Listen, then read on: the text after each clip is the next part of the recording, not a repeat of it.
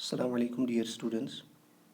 This is Imran sir, and now we have came up with a lecture series for organic chemistry students of 12th standard. And right now we will be discussing alcohols, phenols and ethers.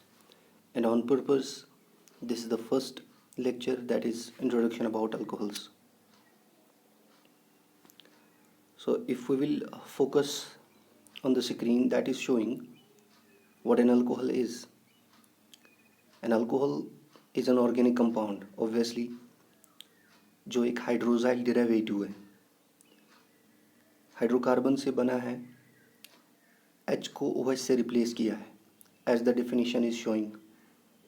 और वो hydrocarbon आपका aliphatic भी हो सकता है, aliphatic, और या वो एरोमेटिक भी हो सकता है. तो एक सिंपल इलस्ट्रेशन जो नीचे दी हुई है, ब्यूटेन कन्वर्ट होता है ब्यूटेनॉल्स में, एक H को हमने रिप्लेस किया है OH से. So 4 carbon chain over here, it is getting converted to a 4 carbon chain again. तो कोई कार्बन कम नहीं हो रहा, लेकिन एक हाइड्रोजन कम हो रहा है, टर्मिनल हाइड्रोजन कम हो रहा है, और उसके बजाय में हमने OH लगाया है. So if we are going to just have a look on this, a butane is getting converted to butanol. Now we have a look on this propane. In this screen we have a look on this propane, wherein the propane with the molecular formula CH3, CH2, CH3, you have two kinds of hydrogens over here. One is a terminal set and the middle one is CH2. तो terminal पे 3 hydrogen है यहाँ से, और यहाँ से भी 3 hydrogen है, और बीच में 2 हाइड्रोजन है. और इन 3 में से, यानी 6 हाइड्रोजन में से, अगर हम एक भी हाइड्रोजन को रिप्लेस करेंगे OH से, तो वो बनेगा एन प्रोपेनॉल. और वहाँ पे लिखा हमने formed by removal of terminal hydrogen. और अब बीच वाले 2 हाइड्रोजन में से अगर हम एक भी हाइड्रोजन को रिप्लेस करेंगे OH से, तो वो देगा आपका आइसोप्रोपेनॉल. तो ये भी डेरिवेटिव बन गई, लेकिन अलग अलग हाइड्रोजन निकालने की वजह से अलग 2 डेरिवेटिव्स हमारे पास बन गई. दोनों अल्कोहल है, no doubt, but 2 alcohols are different. And how much the difference is, that is depending upon the properties, कि इनकी कितनी प्रॉपर्टीज़ डिफरेंट है. लेकिन ये दोनों आपस में आइसोमर्स हैं, because their molecular formula is same. You can check it from your rough notebook. Their molecular formula is same. They are isomers, but they are different because the structure is different. Okay. Now proceeding further, we have another screen which is a question for you, which is a kind of a practice for you. In that screen, there is a question mark in some different color. How many different derivatives, that is kinds of alcohol, can be formed from? नीचे examples दी है बेटा.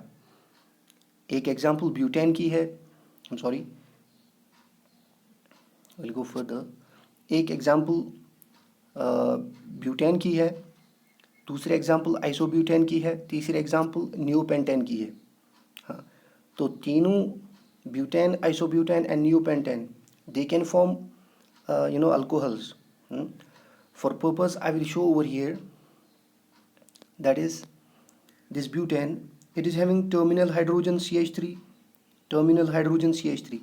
तो इन 3 hydrogen from either side को remove करके एक alcohol हमें मिलेगा.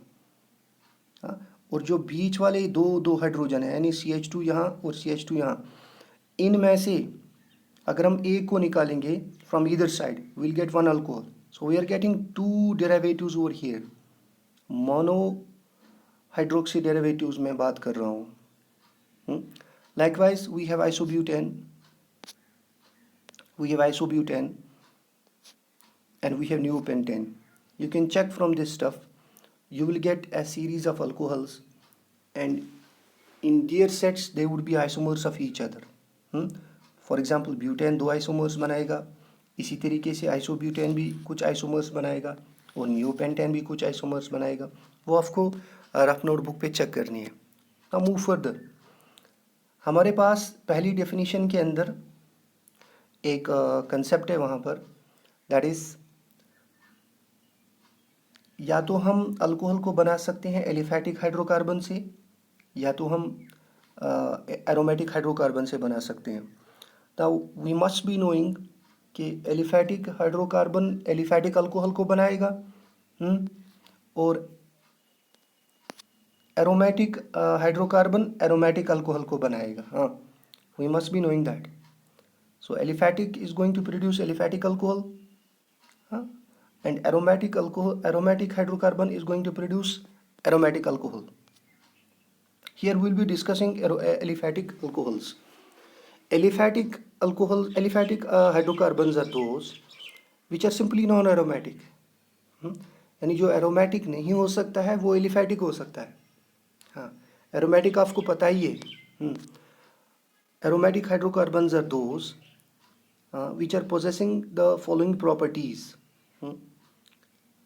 क्या क्या प्रॉपर्टीज़ है? एक साइक्लिक कंजुगेटेड सिस्टम होना चाहिए, और ये हकल्स रूल ओबे करना चाहिए, प्लानर होना चाहिए। तो हमारी ये एरोमेटिक हाइड्रोकार्बन्स जो हो सकती है, जो हमारे पास एरोमेटिक अल्कोहल्स लेकर आएंगे, दे कैन बी इधर बेंजीनॉइड और non benzenoid.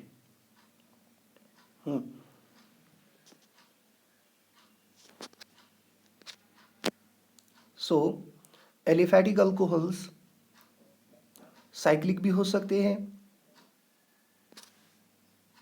Aliphatic alcohol cyclic भी हो सकते हैं, और ये एसाइक्लिक भी हो सकते हैं।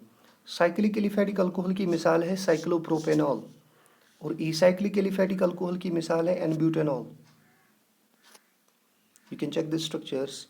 साइक्लोप्रोपेनॉल एक 3 मेंबर्ड साइक्लिक रिंग है, उसके ऊपर OH लगाया है किसी जगह पर, और n butanol means butanol straight chain 4 carbons की, और उसमें हमने लास्ट पे टर्मिनल पे OH लगाया है। That is going to give you the 2 examples of, one is the cyclic one and another is acyclic one. These are the aliphatic alcohols. So aromatic alcohol benzenoid भी हो सकते हैं और non benzenoid भी हो सकते हैं। हाँ, aromatic alcohols हमारे बेंजीनॉइड भी हो सकते हैं, नॉन बेंजीनॉइड भी हो सकते हैं। अब हमारे पास एक क्वेश्चन है,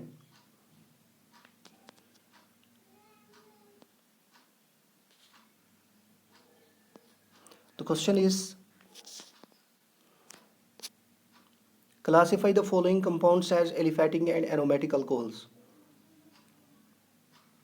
तो कुछ कंपाउंड्स दिए हैं। For example first one is 2-phenyl propan 2-ol, cyclopropene 1-ol, and third one is butanol. Fourth one is 1-ene 2-ol and cyclohexa 1,3-diene 1-ol, and we have ethane 1,2-diol over here. So इनमें से आपको बताना है कि aliphatic कौन है और aromatic कौन। इसके लिए एक सिंपल मिसाल ये है कि जिस कंपाउंड के अंदर एरोमेटिक कैरेक्टरिस्टिक है, फॉर एग्जांपल हम पहले कंपाउंड को ले लेंगे, इसमें बेंजीन है, the benzene ring attached over here, और ऊपर OH भी है। So simply we are going to discuss this as an aromatic alcohol. तो दूसरा कंपाउंड जो है उसमें एक 3 मेंबर्ड रिंग है sorry, and in this 3 membered ring we have an unsaturation over here. तो ये साइक्लिक है, कंजुगेटेड सिस्टम इसमें नहीं है, और हकल्स रूल भी ओबे नहीं हो रहा है। हकल्स रूल ओबे हो रहा है बिकॉज 2 पाई इलेक्ट्रॉन्स है, लेकिन कंजुगेटेड नहीं है। सो इस नॉन कंजुगेशन की वजह से ये दूसरा जो है ये एरोमेटिक नहीं है, ये एलिफैटिक है। तीसरा ऑब्वियसली ब्यूटानॉल, ये एलिफैटिक है।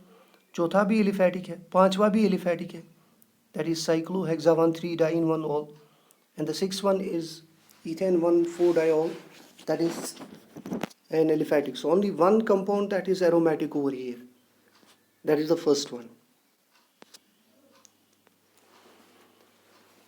Now the question is what is the difference and similarity between the following 2 compounds? हमारे पास 2 compounds हैं, one is cumene hydroxide and another one is 2-phenyl propan-2-ol. हाँ, दोनों isomers है. हाँ, how can we say that these are isomers? If you look at the screen, OH at the bottom over here, that is at the para position in response to this isopropyl group, और OH जो है वो isopropyl group पे ही that is being substituted over here. So the position of the OH at different positions at that makes these two as isomers. First one is called as cumene hydroxide and second one is called as 2-phenyl propan-2-ol. What is the similarity between the two? Both are possessing benzene ring. So therefore these are aromatic compounds. और difference ये है कि एक को OH सीधा ring के साथ attach है और दूसरे का OH रिंग के साथ अटैच नहीं है. So what makes the difference over here? तो सिर्फ ये अटैचमेंट की डिफरेंस नहीं है. डिफरेंस ये है कि जिसका OH पहले वाले का क्यूमीन हाइड्रोक्साइड का OH जो है वो सीधा रिंग के साथ अटैच है. सो इट मीन्स ऐसे अल्कोहल को हम अल्कोहल नहीं बल्कि फिनोलिक कंपाउंड कहेंगे. Sorry. So we must be able to decide a difference between an alcohol and a phenol. Phenol वो होता है जिसको एक रिंग के साथ अटैच होगा OH, बेंजीन रिंग के साथ अटैच होगा OH, या बेंजीन लाइक कोई रिंग होगा उसके साथ OH अटैच होगा. और अगर OH का अटैचमेंट डायरेक्टली बेंजीन के साथ नहीं है तो वो फिनॉल नहीं बनेगा, वो अल्कोहल बनेगा. And here we have an aromatic alcohol. तो सिमिलरिटी इनके दरमियान ये है that these two compounds are aromatic compounds, and difference ये है कि ये एक फिनॉल है और दूसरा वाला जो है वो aromatic alcohol है. This is what we have decided in the definition of a phenol, a simple definition of a phenol. Phenol is a hydroxyl derivative of a benzene.